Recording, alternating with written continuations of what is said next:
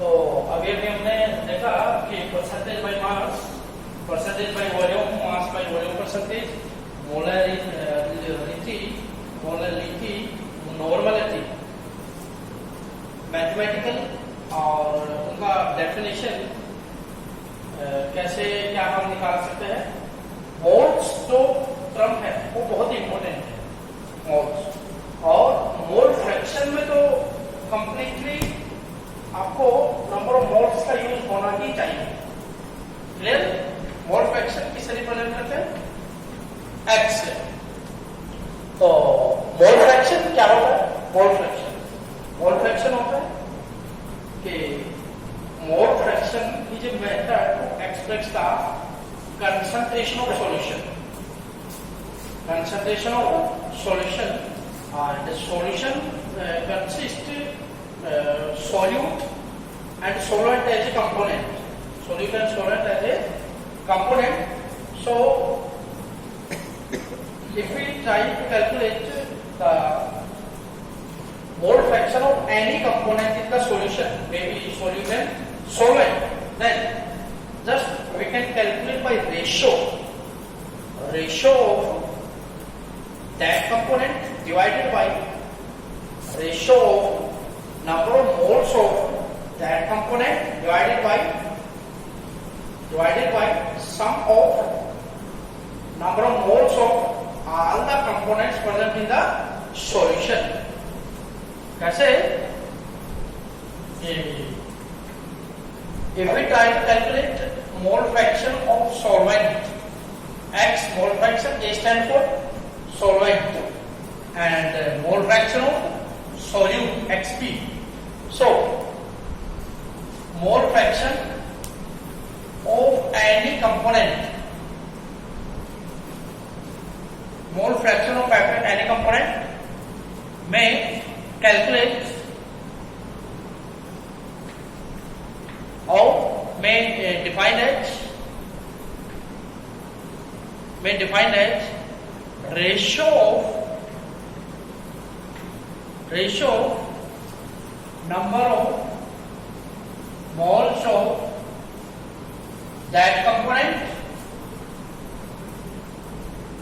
number of moles of that component, and sum of number of moles of all the component present in solution. क्या भाई? Simple सा बोला जाए, अगर आपको मोल फ्रैक्शन निकालना है सॉल्वेंट का, अज्यूम करो मोल फ्रैक्शन निकालना है किसका? Solvent. Mole fraction any component, और कोई भी कंपोनेंट यहाँ पे क्या होगा? सॉल्वेंट। हम इजीली कैलकुलेट कर सकते हैं, बस रेशियो है वो किसका? Number of moles of that component. इस रेशियो का निकाल, जिस रेशियो का जिस कंपोनेंट का मोल फ्रैक्शन निकालना है उसके तो उसका number of moles divided by जितने भी कंपोनेंट सॉल्यूशन के अंदर प्रेजेंट है उनके मोल्स का आप सब क्या कर दो? सम कर दो। तो अज्यूम करो एक बाइनरी सॉल्यूशन है,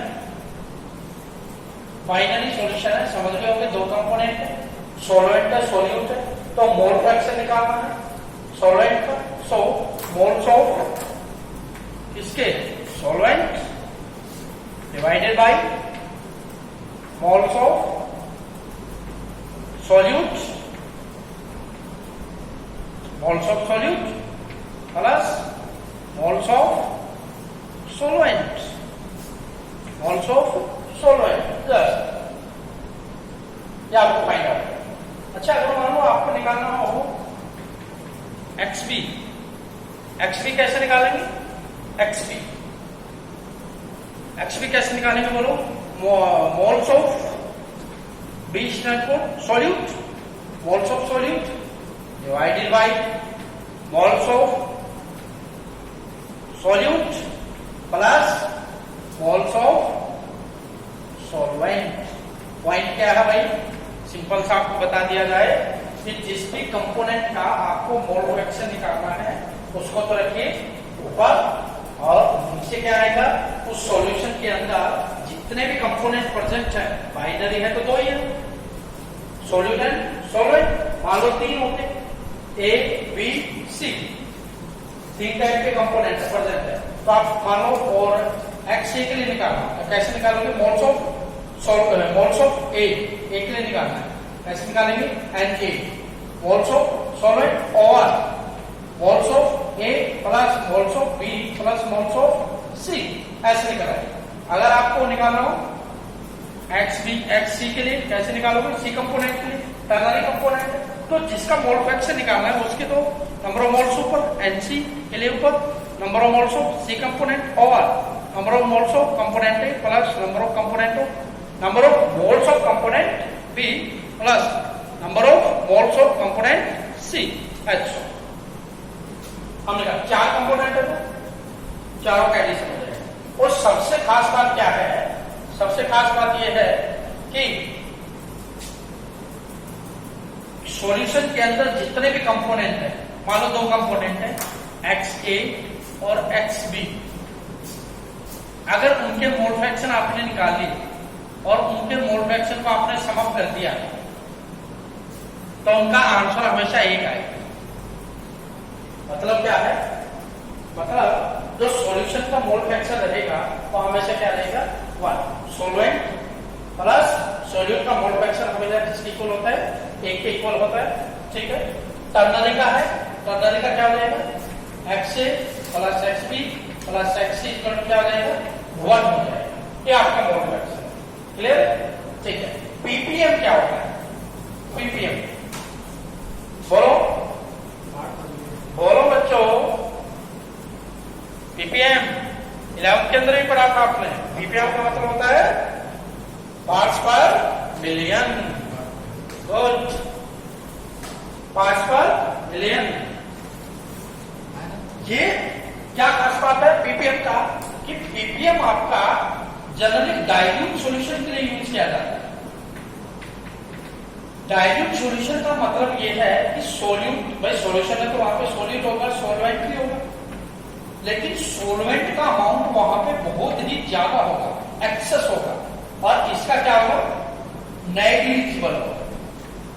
हालांकि हम उसको कंसीडर तो करेंगे, नेग्लेक्ट नहीं करेंगे, हमें कंसीडर करना है लेकिन हम उसको नेग्लेक्ट नहीं करेंगे, लेकिन उसको रिप्रेजेंट करने के लिए जब अमाउंट आपका सॉल्वेंट का अमाउंट बहुत ही ज्यादा और सोल्यूट बहुत कम हो, तब उस टाइप के केस के लिए आपका पीपीएम यूज किया जाता है, क्लियर। पीपीएम क्या होता है, ppm generally use for dilute solution, और इसके लिए अगर आप डेफिनेशन लिखेंगे क्या होगा, पार्ट्स पर million may be defined as number of no there is no number quantity of solute इसके अंदर ग्राम के अंदर प्रेजेंट इन या डिजोल्ड इन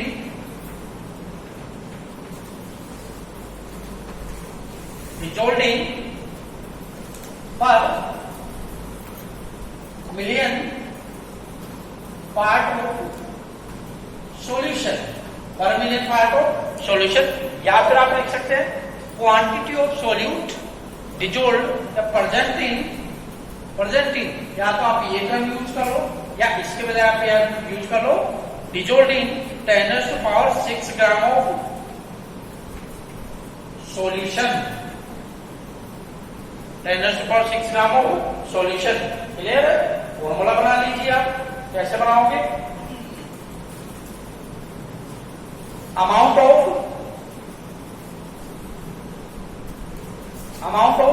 सॉल्यूट और